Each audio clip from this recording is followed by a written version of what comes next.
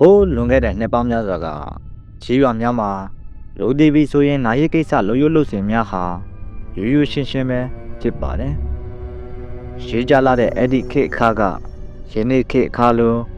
မိတကြိုဆက်တွေဘာတွေလည်းမရှိသေးပါဘူး။မိတကြိုဖို့အချိန်ကြာရောက်လာပြီဆိုလို့ရှိရင်ဒေသချာချာစီထားတဲ့ကြီးမားတဲ့ထဲမုံကြီးပေါ်မှာအခေါင်းကိုတင်ပြီးမိရှုလေးရှိကြပါတယ်။အဲလိုမိတကြိုနေတဲ့အချိန်မှာတော့ရွာသားများနဲ့အေဆုံးသူရဲ့ဆွေမျိုးတွေကအနိကစောင့်ကြည့်ပြီးဒဲမုံကြီးကိုပြုံမကြအောင်မိအလျှော်အတင်းကိုဂယုဆိုင်ပြုလုပ်ကြရပါတယ်။တာယာကုန်းကြီးရွာလေးမှာဘိုးတီလို့ခေါ်တဲ့လူငယ်တစ်ယောက်ရှိပါတယ်။ဘိုးတီကဘာအလုံးမှလက်ကြောမတင်းတယ်လို့ပေါ့ပေါ့နေပေါ့ပေါ့စားအချောင်းသမားတစ်ယောက်ပဲဖြစ်ပါတယ်။သူကအဲ့ရဲ့အနောက်ဘက်မှာဆေးကြောက်ပင်တချို့ကိုလုံမတိတုံမတိစိုက်ထားပြီးအမြဲလိုဆေးကြောက်ဖွာရင်အိမ်ရောက်ကကွက်ပြက်လေးပေါ်မှာလဲလျောင်းနေလိရှိပါတယ်။ရွာထဲမှာတော့သူနဲ့ပုံစံတူတူနောက်တစ်ယောက်ရှိပါသေးတယ်။အဲ့ဒါကတော့ဦးလေးစိန်မောင်ပဲဖြစ်ပါတယ်။ဦးစိန်မောင်ကအမြဲလိုဖိုးတဲ့အိမ်ကိုရောက်လာပြီးဆေးချောက်တောင်းက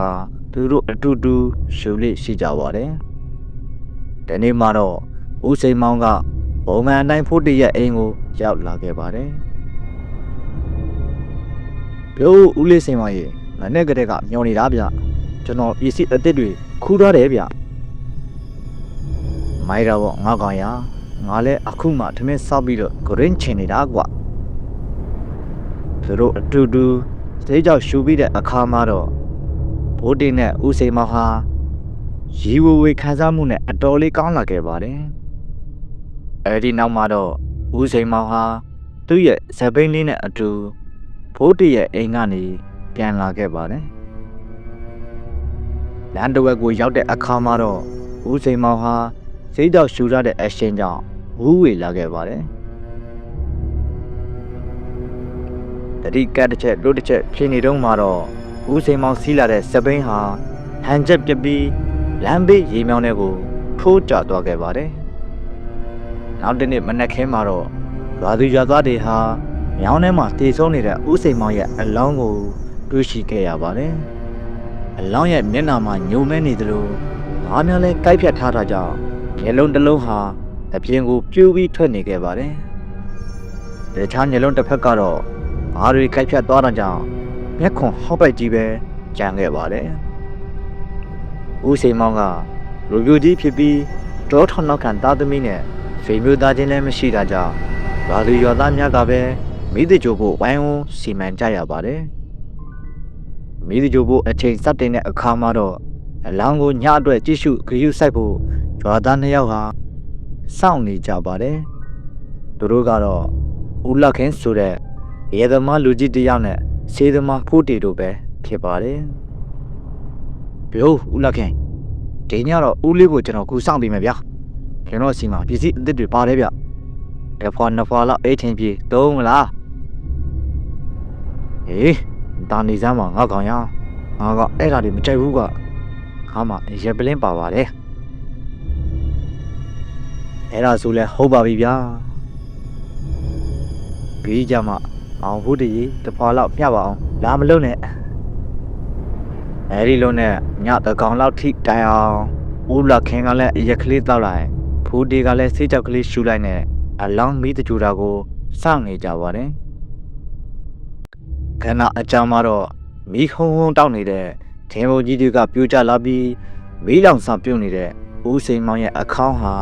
ပြုတ်ကျလာခဲ့ပါတယ်အခေါင်းကမီးစားတချို့နဲ့ပြုတ်ကျလာသလိုဦးစိန်မောင်ရဲ့အလောင်းကတော့ဒဲဘုံပေါ်မှာကန့်လန့်ကြီးတင်နေခဲ့တာကြောင့်မြင်ရသူအဖို့ရသိန်းတစ်ဖြားချမ်းထကတောင်းမဲ့ဖွယ်ရာခေါင်းလာပါတယ်ဟုတ်တော့ဟုတ်နေပြီဖိုးတီမင်းနဲ့ငါတောင်းနေတာနဲ့ထင်းပုံကြီးတောင်ကြည့်ဖို့မေ့နေတယ်ဟာဟိုမှာထင်းပုံကြီးကပြိုးကြပြီးအလောင်းကြီးကထွက်လာပြီဟာပြိုးဦးလေးစင်ပါတယောက်တည်းလဲနေရတာပြင်းလို့ထားလာတာလားလာပါဗျာဦးလေးစင်ပါကျွန်တော်စီမှာဆေးကြောက်ရှူရအောင်လေ ကျွန်တော်ဦးလေးနဲ့တညာလောက်အဖော်လုပ်ပေးမယ်ဒါမှ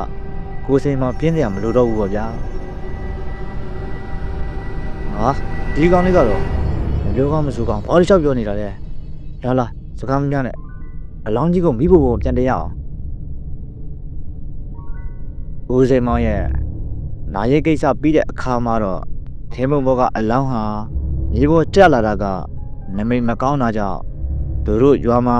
မိသတူဆက်တစ်ခုဆောက်လုပ်ဖို့ရွာသူရွာသားတွေကဆုံးဖြတ်လိုက်ကြပါတယ်အဲဒီနောက်မှာတော့မိသတူဆက်ဆောက်လုပ်ဖို့ကိစ္စကို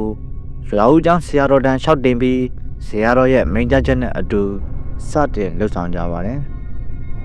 လာအနေငယ်ကြမှာတော့ကြီးရွာမှာဆောက်လုပ်နေတဲ့မိသတူဆက်ဟာပြီးစီးသွားခဲ့ပါတယ်နောက်တစ်နေ့မနက်ခင်းမှာမိသတူဆက်ဆောက်လုပ်ပြီးတဲ့အနေနဲ့ဗဝင်းချင်းကမြေအပ်မမြတ်တတ္တဝါတွေကိုမေတ္တာပို့ပြီးအန္တရာယ်ကင်းပြည်တရားနာကြဖို့သာသူရွာသားတွေအားလုံးစီစဉ်ထားကြပါတယ်တစ်ဖက်မှာဖူတီကတော့အမြဲလူလူစိတ်ကြောက်လေးရှူပြီးမိန်နေတာကြောင့်ရွာရဲ့အမိုင်းကြောင်းတွေကိုတတိမထားမိခဲ့ပါဘူးအဲဒါကြောင့်သူတို့ရွာမှာလက်ရှိဘာတွေဖြစ်နေလဲဆိုတာကိုလည်းမသိပါဘူးအဲဒီလုံးနဲ့နေလေကင်းမှာတော့စေတမဖူတီကသူရဲ့နှိစ္စဒူးကထုံးစံအတိုင်းစေးကြောက်ရှူရင်ကွက်ပြစ်လေးပေါ်မှာထိုင်နေတော့မှတော့လူလက်ပိုင်းအရွယ်ယောက်ျားမိန်းမတွေနဲ့ကလေးငယ်တချို့ဟာသူ့အိမ်ရှိကနေဖြတ်သွားတာကိုတွေ့လိုက်ရပါတယ်ဟေးလူတွေဒီလောက်အများကြီးနဲ့မင်းတို့ဘဲသွားကြမှာလဲကွာရွာရှိပိုင်းသွားပြီးဇက်ပွဲသွားကြည့်မလို့လေရွာမှာဇက်ပွဲရှိတာနေမသိဘူးလားဟင်နင်ကအိမ်ထဲကလေအိမ်ရမထွက်လို့မသိတာပါကဲပါဖူတီနင်အားရင်ငါတို့နဲ့အတူဇက်ပွဲကိုလိုက်ခဲ့လေအဲ့ဒီခါမှာဖူတီကထိုင်ရန်ကနေထားလိုက်ပြီးဒူးလဲဇက်ပွဲကြည့်နေတာကြောင့်သောနာကလူကြီးနဲ့အတူလိုက်လာခဲ့ပါတယ်လမ်းလျှောက်ပြီးခဏကြာတော့စောစောကအမျိုးသမီးကရုတ်တရက်အခုလိုစကားပြောလာခဲ့ပါတယ်ငါကအရင်တုန်းကဒီရွာကပဲဟဲ့ဒါပေမဲ့ဒီရွာကနေပြောင်းသွားတာနှစ်ပေါင်းမနည်းဘူးကြာပါပြီရွာရှေ့ပိုင်းကဦးဖိုးတောင်ဒေါ်တင်မြင့်ဟာအားရမိပါတယ်လေသူတို့ကိုတွေ့လို့ရှိရင်ငါကြမ်းပါလေလို့ပြီးတော့ငါအဲ့မှာအဆင်ပြေတယ်လို့ပြောပေးပါအောင်နော်စေတမဖုတ်တေဟာ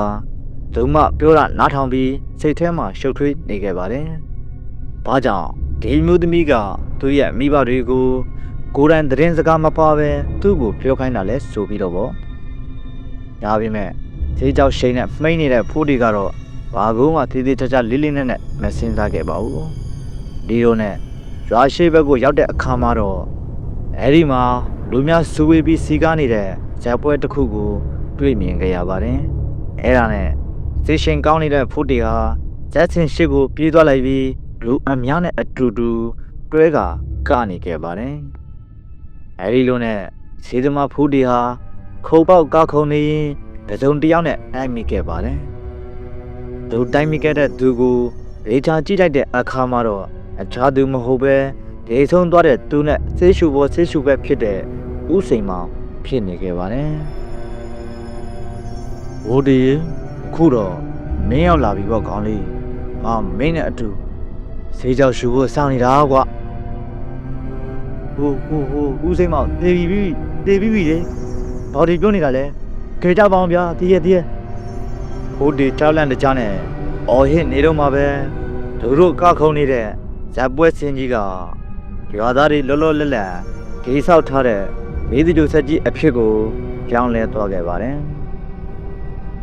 ဇက်ပွဲလာကြည့်တဲ့သူတွေဟာလည်းရုတ်တရက်ချက်ချင်းကြီးခေါင်းပြတ်သူကပြတ်လက်ပြတ်သူကပြတ်နဲ့နိုင်ငံဘရဘပုံစံလေးနဲ့ပြောင်းလဲသွားခဲ့ပါတယ်ဦးစိန်မောင်ရဲ့ပုံစံကလည်းမျက်လုံးတစ်ဖက်မရှိတော့ပဲမျက်တွင်းဟောက်ပက်ကြီးဖြစ်သွားတယ်လို့ကျန်တဲ့မျက်လုံးတစ်ဖက်ကလည်းဒေဆုံးထားတော့ကအတိုင်းကျူးထွက်နေခဲ့ပါတယ်လာလေဖိုးတီရငါမင်းကိုစောင့်နေတာကြပြီမင်းပြောတဲ့အတိုင်းငါတို့အတူတူဆေးကြောက်ရှူကြမယ်လေဦးစိန်မောင်ရဲ့စကားအဆုံးမှာတော့ဖိုးတီဟာမီဒီယိုဆက်ကြီးရှေ့မှာပဲရုတ်တရက်လဲကြကတတိလစ်သွားခဲ့ပါတယ်နောက်တနေ့မနက်ခင်းမှာတော့မေဒီကျူဆက်မှာအန်ရကင်းပီတရားနာတဲ့လူတချို့ဟာမေဒီကျူဆက်ရဲ့ရှေ့မှာ လဲကျတည်ဆုံးနေသည့်ဖိုးတီရဲ့အလောင်းကိုတွေ့မြင်သွားခဲ့ပါတယ်။ဖိုးတီရဲ့အလောင်းမှာမျက်လုံးများပြည့်ထွက်နေပြီးသူမတည်ဆုံးခင်မှာထိတ်လန့်ချောက်ချပွဲရာအရာတစ်ခုကိုတွေ့မြင်ခဲ့ရတဲ့ပုံစံပဲဖြစ်ပါတယ်။အေးဒါကနှုတ်ရှိတာပဲ။မင်းတငယ်ချင်းဦးစိန်မောင်နဲ့အတူဈေးချောက်တောင်းမယ်လို့ပါဇက်ဆော့တာကိုဘာပဲပြောပြောကောင်းရမွန်ရရောက်ဖို့စူတောင်းပေးပါတယ်လူလေးအဲဒီနေ့မှာမိသကျူဆက်အတွက်ဗဒမာဆိုအန်ရီကင်းတရားနာဖို့ပြင်ဆင်ထားကြပေးမယ်ဖိုးတီရဲ့အလောင်းကိုဗဒမာဆိုမိသကျူရန်စတင်လိုက်ရပါတယ်